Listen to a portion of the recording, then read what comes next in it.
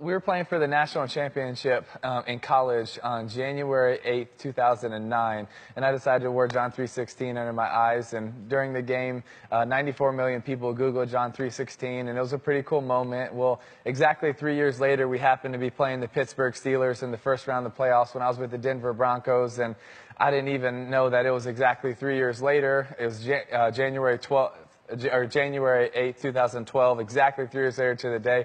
I just went out there and tried to do whatever I could to win a playoff game. And afterwards, I'm going into the press conference because I love talking to the media.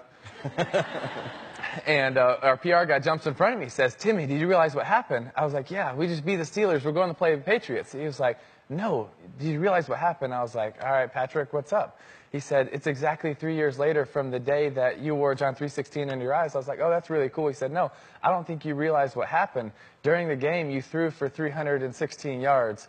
Your yards per rush were 3.16. Your yards per completion were 31.6. The ratings for the game were 31.6. And the time of possession was 31.6. And during the game, 90 million people had already Googled John 3:16, and it was the #1 trending thing on Facebook and Twitter. And a lot of people will say, it's coincidence. I say, big God.